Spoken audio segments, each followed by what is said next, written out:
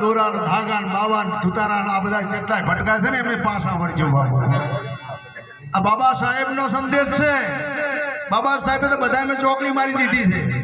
ભગવાન વિષ્ણુ મહેશ ને રામ ને કૃષ્ણ આ બધા બનાવટી બનાવેલા એવું કહેવા માંગે છે. પણ આપણે ચોટી પડ્યા છીએ બરાબર ના.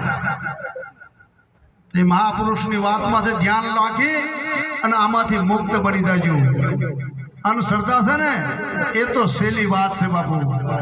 શ્રદ્ધા હોવી જોઈએ પણ શ્રદ્ધા ના હોવી જોઈએ બાપ. અને એથી વધારે બાબાએ આપણને એવી વાત સમજાવી કે શિક્ષણ માથે મોટો ભાર મૂકી દીધો.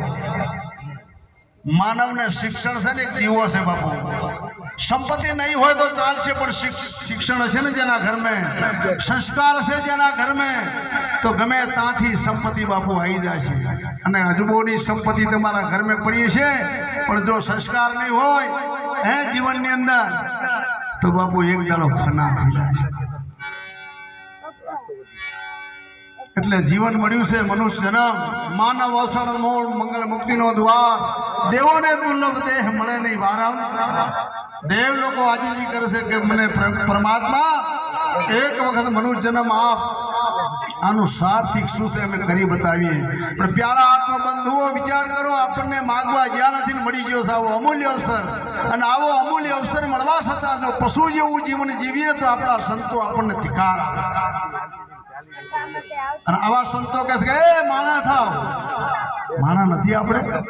મોડલ જોઈએ તો બધા માણસના જ મોડલ છે બાપુ. પણ દાણો દબાવીએ ને તાણે ખબર પડે. માપમાં રહેજો બાપુ. મારા જેવો કોઈ ખરાબ નથી.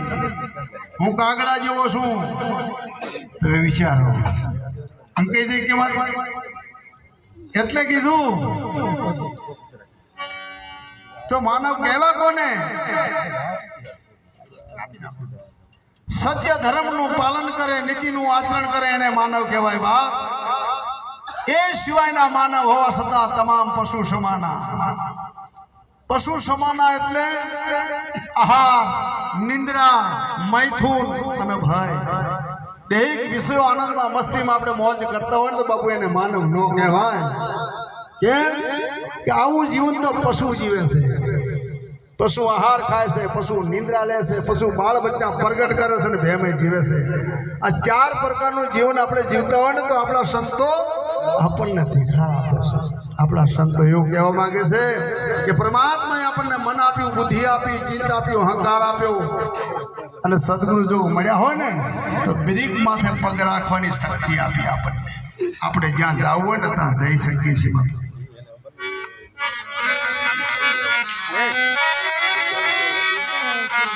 તો પ્રથમ થાય ભોજન અને પછી થાય આવું ભજન. અને આવો માનવ મેળાવો થાય. અલગ ધણી વધારે એમને દ્વાર દાસ હરજી ગુણલા ગાય.